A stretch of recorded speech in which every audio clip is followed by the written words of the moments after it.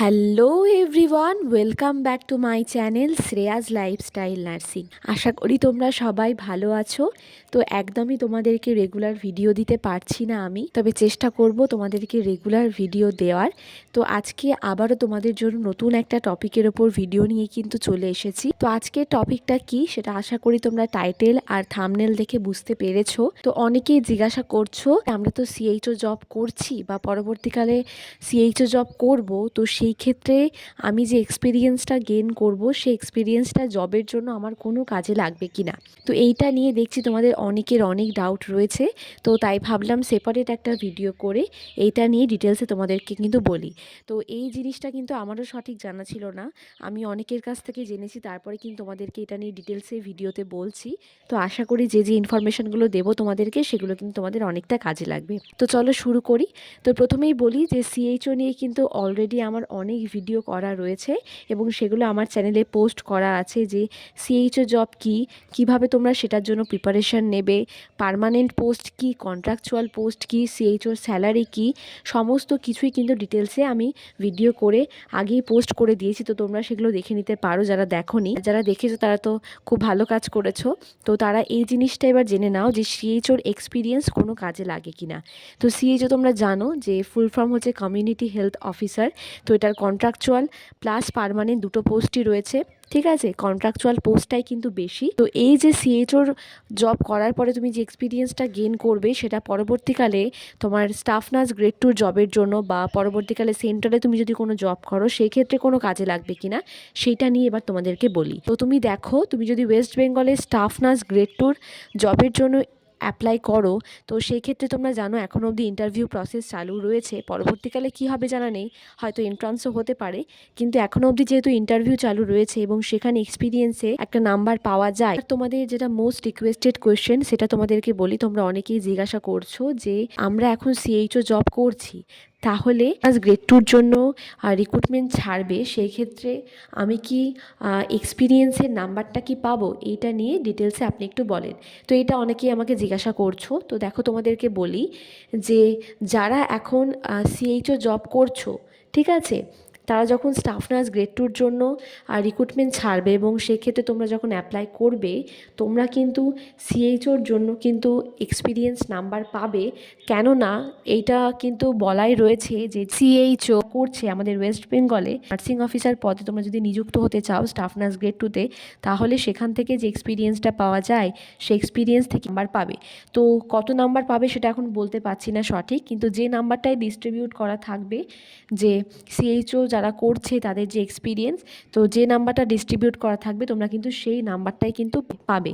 বুঝতে পারলে, এটা কিন্তু শুধুমাত্র আমাদের ওয়েস্ট বেঙ্গলের স্টাফ নার্স গ্রেড 2-র জন্য আমি বললাম। এবার তোমাদেরকে বলি সেন্ট্রাল গভর্নমেন্ট। তোমরা জানো যে সেন্ট্রাল গভর্নমেন্টেও কিন্তু নার্সিং অফিসার পদে রিক্রুটমেন্ট কিন্তু হয় এবং সেক্ষেত্রে বিভিন্ন প্রকার এক্সাম হয়, তাই তো, এবং সেই এক্সামে বসার জন্য কিন্তু কোয়ালিফিকেশান লাগে। তো বিএসসি বা পোস্ট বেসিক বিএসসি যারা করবে তারা কিন্তু ইজিলি সেই পরীক্ষায় কিন্তু বসতে পারে, কিন্তু যারা জিএনএম পাস আউট হবে তারা কিন্তু শুধুমাত্র জিএনএম কমপ্লিট করার পর কিন্তু সেন্ট্রাল গভর্নমেন্টের যে এক্সামগুলো হয় সেগুলোতে কিন্তু বসতে পারবে না। তার জন্য কিন্তু মিনিমাম কোনো কোনো ক্ষেত্রে 1 ইয়ার, কোনো কোনো ক্ষেত্রে 2 ইয়ার, এবং সেই 2 ইয়ার এক্সপিরিয়েন্সটাও মিনিমাম 50 বেডের হসপিটাল বা কোনো কোনো ক্ষেত্রে 100 বেডের হসপিটাল, এগুলো কিন্তু মেনশন করা থাকে।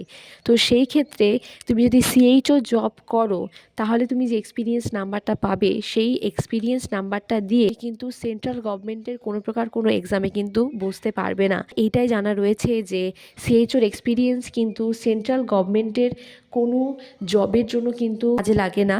শুধুমাত্র আমাদের ওয়েস্ট বেঙ্গল তুমি যদি কোনো নার্সিং অফিসার পদে রিক্রুট হতে চাও তাহলে সিএইচওর এক্সপিরিয়েন্স কাজে লাগবে।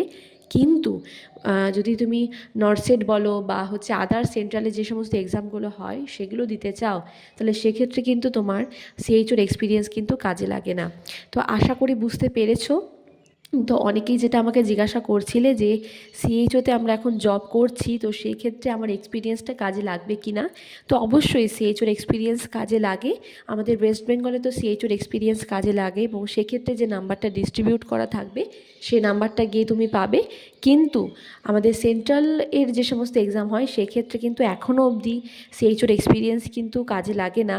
এবার হয়তো কোনো কোনো ক্ষেত্রে যদি মেনশন করা থাকে যে কমিউনিটি ফিল্ডের আর এক্সপিরিয়েন্স তুমি দিতে পারবে, সেটা কাজে লাগবে এবং সেক্ষেত্রে তুমি সেখান থেকে নাম্বার পাবে বা সেই এক্সপিরিয়েন্স দিয়ে তুমি এক্সাম দিতে পারবে, তাহলে সেটা হয়তো আলাদা ব্যাপার। কিন্তু আমার যতদূর জানা আছে যে সিএইচওর এক্সপিরিয়েন্স কিন্তু সেন্ট্রালের যে সমস্ত এক্সাম হয় সেক্ষেত্রে কিন্তু কাজে লাগে না। তো আশা করি অনেকেই আমাকে যেটা জিজ্ঞাসা করছিলে যে দিদি সিএইচও নিয়ে একটা ডিটেলসে ভিডিও বানাও। তো দেখো, সিএইচও নিয়ে আমি ডিটেলসে অনেক ভিডিও বানিয়েছি, যে সিএইচও স্যালারি কী, কন্ট্রাকচুয়াল আর সিএইচওদের স্যালারি কীরকম, পার্মানেন্ট সিএইচওদের স্যালারি কীরকম, তারপরে তোমরা কিভাবে হচ্ছে অ্যাপ্লাই করবে বা কিভাবে পড়াশোনা করবে এক্সামের জন্য, তাই তো। তো সমস্তটা নিয়ে কিন্তু আমি ডিটেলসে ভিডিওতে আগেই বলে দিয়েছি। তো এই জিনিসটা আমার আগে জানা ছিল না যে সিএইচওর এক্সপিরিয়েন্স কাজে লাগে কি না। তো আমি অনেক জায়গা থেকে ইনফরমেশান কালেক্ট করার পরেই কিন্তু তোমাদেরকে ইনফরমেশানটা দিচ্ছি। আশা করি এই ইনফরমেশানটা তোমাদের কাজে লাগবে। তো সিএইচওর এক্সপিরিয়েন্স তোমাদের কাজে লাগে কি না সেইটা নিয়ে আমি ডিটেলসে বললাম, এবং আশা করি ভিডিওটা দেখলে তোমাদের সমস্ত ডাউটই কিন্তু ক্লিয়ার হয়ে যাবে। কিন্তু যারা এমনি প্রাইভেট নার্সিংহোমে জব করছো তাদের ক্ষেত্রে এক্সপিরিয়েন্সটা কিভাবে কাজে লাগবে, বা তারা কিভাবে ওয়েস্ট বেঙ্গলের যে রিক্রুটমেন্ট হয় সেখানে এক্সপিরিয়েন্সের নাম্বার পাবে, সেইটা নিয়েও কিন্তু আমি ডিটেলসে একটা ভিডিও বানিয়েছি, যে এক্সপিরিয়েন্স কীরকমভাবে কাউন্ট হয়, কোন সময় থেকে এক্সপিরিয়েন্স কাউন্ট হয়, আর কত বছর কাজ করলে তুমি কীরকম কী এক্সপিরিয়েন্স পাবে, এইটা নিয়েও অলরেডি ডিটেলসে আমার ভিডিও পোস্ট করা আছে। আমি সেই ভিডিও লিঙ্কটা দেখো ডেসক্রিপশান বক্সে দিয়ে দিচ্ছি, তোমরা অবশ্যই সেই ভিডিওটা দেখে নেবে। কেননা এক্সপিরিয়েন্স কিন্তু একটা খুব গুরুত্বপূর্ণ বিষয় নার্সিংয়ের ক্ষেত্রে, স্পেশালি জিএনএমের ক্ষেত্রে। তো সেই জন্যই বলছি, বিএসসি পোস্ট বেসিক এর ক্ষেত্রেও ইম্পর্টেন্ট, কিন্তু সেক্ষেত্রে তুমি ইজিলি কোনো এক্সাম দিতে পারো কোনো এক্সপিরিয়েন্স ছাড়াই। কিন্তু জিএনএমের ক্ষেত্রে যেহেতু কোনো এক্সাম দিতে গেলেই এক্সপিরিয়েন্সটা মাস্ট, এবং আমাদের ওয়েস্ট বেঙ্গল রিক্রুটমেন্টের যে অবস্থা সেখানে যেহেতু এক্সপিরিয়েন্সটা খুবই একটা ভাইটাল বিষয়, সেই জন্যই বলছি তোমাদেরকে যে যারা হচ্ছে জানো না যে কিভাবে এক্সপিরিয়েন্সটা কাউন্ট হয়, কোন সময় থেকে কাউন্ট হয়, সেইটা নিয়েও ডিটেলসে আমার ভিডিও করা আছে। আমি ডেসক্রিপশন বক্সে অলরেডি লিঙ্ক দিয়ে দিয়েছি, তোমরা গিয়ে কিন্তু অবশ্যই সেই ভিডিওটা একবার চেক করে নেবে। আশা করি তোমাদের কিন্তু ডাউট সমস্তটাই কিন্তু ক্লিয়ার হয়ে যাবে। আমি একদমই পারছি না রেগুলার ভিডিও দিতে, তো আমি চেষ্টা করব তোমাদেরকে রেগুলার ভিডিও দেওয়ার। আর আমি তোমাদেরকে বলেছিলাম যে আমি খুব শিগগিরই একটা লাইভ করব। তো আমি কবে লাইভে আসছি, সেই ডেট এবং কটার সময় আসছি, সমস্ত কিছুই কিন্তু আমি আগে থেকেই তোমাদেরকে বলে দেব। তো তোমরা সেই লাইভটা জয়েন করো, এবং তোমাদের যা যা ডাউট রয়েছে সেখানে তোমরা আমাকে জিজ্ঞাসা করতে পারো। আমি চেষ্টা করব তোমাদের রিপ্লাই দেওয়ার। আর একটা কথা বলি, যে কিছুদিন আগে একটা ব্লগ করেছিলাম, সেটা আমার ফার্স্ট ব্লগ। তো সেটা কীরকম হয়েছে সেটা আমাকে কমেন্টে জানিও, আর এরকম ব্লগ তোমরা চাও কি না সেটাও আমাকে বলো। আর আমি ইনফরমেটিভ ভিডিও যে তোমাদেরকে অবশ্যই দেব, কোনো রিক্রুটমেন্টের নোটিশ বেরোলে, ঠিক আছে, বা হচ্ছে কোনো জয়েনিং নোটিশ বেরোলে, বা সেক্ষেত্রে তোমাদেরকে জয়েনিং প্রসেসের জন্য কি কি করতে হবে, সমস্ত কিছু নিয়েই তোমাদেরকে ভিডিও দেব। কিন্তু তার পাশাপাশি যে সমস্ত স্পেশাল মুমেন্টগুলো রয়েছে আমার, সেগুলো আমি অবশ্যই ব্লগ ভিডিও করে তোমাদের কাছে পোস্ট করব, এবং আশা করি সেগুলো তোমাদের ভালো লাগবে। তো এই ভিডিওটা তোমাদের কেমন লাগলো সেটা আমাকে অবশ্যই কমেন্টে জানিও। আর কারো কোনো ডাউট থাকলে সেটা আমাকে কমেন্ট সেকশনে কমেন্ট করো, আমি যদি জেনে থাকি অবশ্যই রিপ্লাই দেবো তোমাদেরকে। সবাই ভালো থেকো, সুস্থ থেকো, সাবধানে থেকো। খুব শীঘ্রই দেখা হবে তোমাদের সাথে পরের কোনো ভিডিওতে। টাটা।